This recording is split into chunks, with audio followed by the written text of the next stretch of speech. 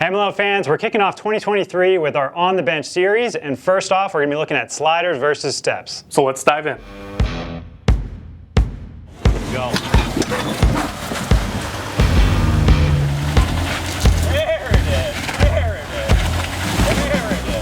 So as Matt mentioned in the intro, we're kind of kicking off this new series in 2023. We're calling it On the Bench. We're here to provide you some in-depth knowledge from the industry so you can make the best decision when you're making those first purchases on your overland build. Yeah, we're going to talk about product comparisons, we're going to talk about pros versus cons, we're going to talk about new product releases, new key features, and all the information you need to know before you make your key purchase. Now Joe, what is a side step? Yeah, so a side step's something typically either comes from the factory or people add on in the aftermarket, but it's really there for easier access into your vehicle. It provides maybe some minor protection, but these are body mounted and they are constructed from a thinner mild grade steel.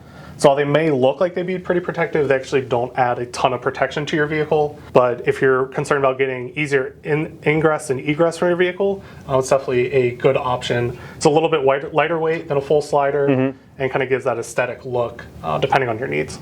Nice. So let's take a look at what's a slider. A slider. So a slider is meant to add additional protection for your rocker panels, and also, you know, if you have kickouts and other options in a slider, it can actually protect the side of the body of the vehicle as well. It's meant to be able to take the weight of the vehicle on it. So if you are off-roading and you know, coming down hard on a boulder or some rocks, it's meant to take the weight of the vehicle, take the brunt of the force of that impact, and protect the rocker panels and underside of the vehicle. And it's also meant to kind of slide the vehicle off of those obstacles out on the trail. All right, so Joe, one of the common misconceptions is that side steps offer enough protection when off-roading. What do you think? Yeah, I think in most situations that assumption is going to be wrong. These side steps are pretty thin, mild gauge steel, so they're not going to hold up to rock hits and stuff like that. So they're going to be super easy to bend up. Take a look at the backside here. It's totally open. I can put my fist in here, so there's kind of no back support. Yeah, not fully boxed or anything like that. So there's no support in there, and nothing's really preventing that from crushing under the weight of the vehicle. And speaking of the weight of the vehicle, these are body mounted. So it gets mounted to the body in these kind of slide bolts here. And if you end up putting the weight of the vehicle on this is either going to slide up, pushing the side step into your body, or you're just going to bend the side step altogether. In some cases, if some of the side steps out there kind of have a drop down step, this one's actually pretty smooth. But in the drop down case, I've seen that bottom step get kind of caught on a rock, and you can either rip it off or it's going to start to bend this stuff, which would end up bending your body. Yeah, I mean, it's a lot like the the kind of hollow exhaust tube style Nerf bars on the fronts of vehicles. In an accident or in an extreme situation, they can often end up doing more damage to your vehicle than if you didn't have them. So they still offer a purpose. They serve a purpose for ease of entry and exit of your vehicle, and changing that look a little bit. But if you're going to be using it in a more aggressive way, like you said, you probably want to consider going with a slider. I mean, just knocking on these, there's a big sound difference. So this is the side step, kind of hollow, tinny. You knock on this, you can tell there's a big difference. Pretty solid. Yeah. Some key features of a slider. This has a rear kickout, and basically, if you're coming by a tree, and this rear kickout is located right in front of that rear wheel well, it's meant to push the body of the vehicle off of that tree and protect that rear quarter panel from getting crushed. Other key features of a slider, the tubing itself. It's going to be a thicker tubing, and honestly, we usually recommend going with a DOM tubing, which is a drawn over mandrel tubing. That's what roll cages and roll bars are made out of in race cars and things like that. Another key feature would be that the slider is frame mounted. You want to have the slider frame mounted because it's going to add additional protection for the body. You're not having all that weight and protection mounted to the body that is going to be a weaker, thinner metal where you have this heavy weight mounted to. You need somewhere strong to mount these sliders, take the brunt of the force and deflect it from the body. So the frame is your strongest point to be mounting to. Some sliders require that they're bolt-up options, or some require drilling. You do have some sliders that are offered in kits that are actually weld-on as well. So you got a couple different options. We prefer kind of the bolt-on option so that they're removable if you ever do sell a vehicle down the road. All right, so one of the other key features of the sliders that we really recommend would be the top plates. The top plates, serve a couple purposes. First, you can have additional tread, punched into these top plates, so it makes it a little bit less slippery, easy to get in and out of the vehicle with the top plate.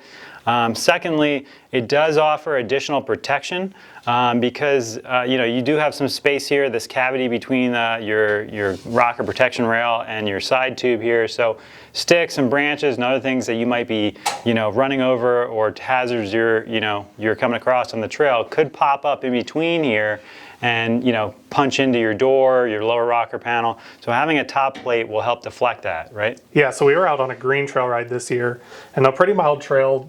Sliders are not a requirement for that ride. Yeah. Nothing too crazy, but one of our clients out on the trail ride came across a stick that he kind of crunched with his wheel. It kicked up and actually got caught on one of these cross tubes in here. So underneath this top tube, there's some support tubes. And it basically got caught in there and wedged and put a real nice crease into the bottom of his door. Yeah, and if you had a top plate, that might not happen. Yeah, right? it probably would not have happened. All right, so another thing to consider when you are going with a side step or a slider would be the weight. I think Joe touched on this a little bit, but a side step is going to be a good bit lighter, so a factory suspension can definitely handle a side step, no problem. You don't really have to do any modifications in that regard. A slider will be significantly heavier if you are going with options like kickouts, top plates, and you're going with DON tubing and frame mounts. So it will be, a good bit heavier.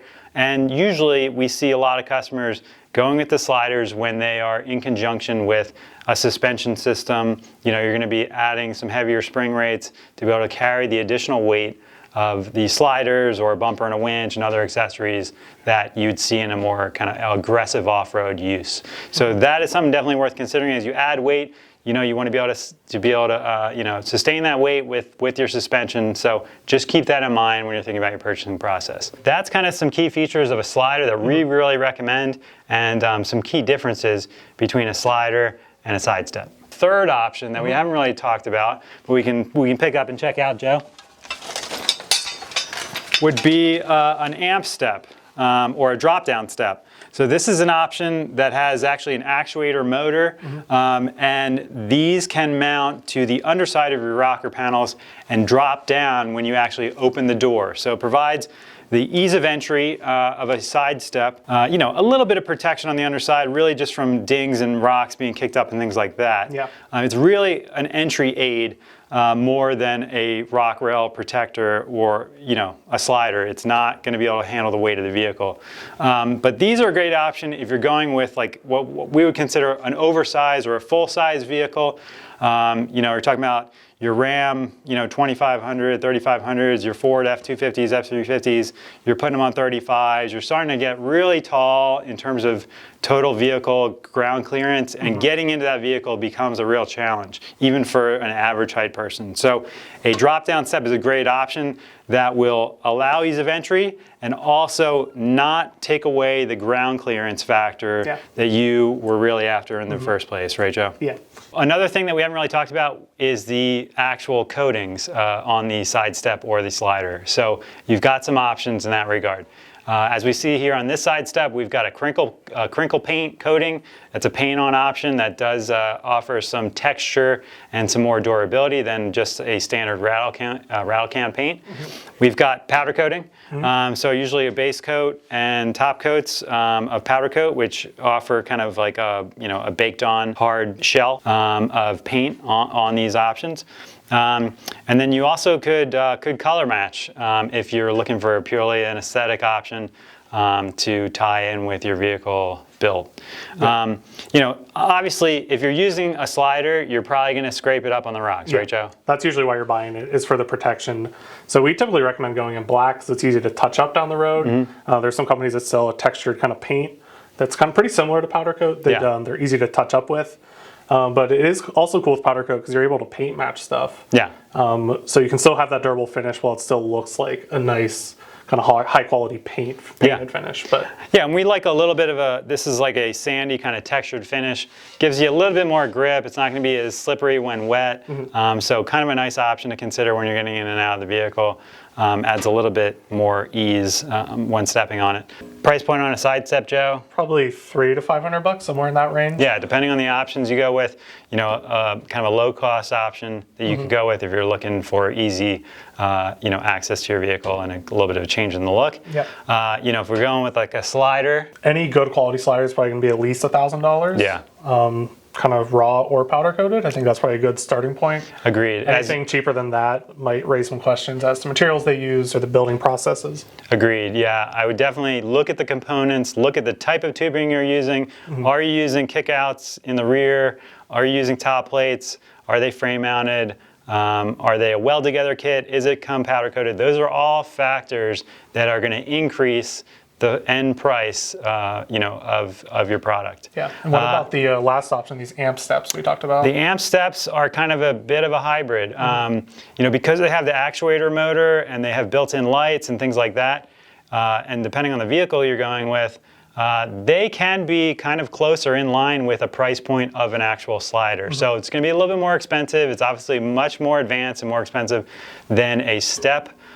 So you're kind of getting what you pay for there. Agreed. So definitely worth considering. If you're going with a bigger full-size truck, even having a slider on there with the added height of the vehicle might not give you still ease of entry because it's so high up. That rocker panel is so high up on the vehicle. Yeah, so those amp steps drop a good 6 or 8 inches. So yeah, no matter how tall you are, if you're adding a set of sliders to a full-size truck that's a crew cab with like an 8-foot bed, you're talking a lot of weight you're adding to the vehicle. So consider that as well in your purchasing process. All right, so we covered a lot of ground today on the side step versus slider discussion, and it's important to note that Mainline Overland offers all these options for our customers based on their needs and their particular vehicle. So check us out at mainlineoverland.com for more options, or reach out to one of our sales experts so we can link you up with the right product for you. Yeah, so thanks for joining us on this episode of On the Bench with MLO. If there's future topics you'd like to see us cover, go ahead and comment those down below, and we'll be sure to cover those in a future episode. Yeah, thanks for watching.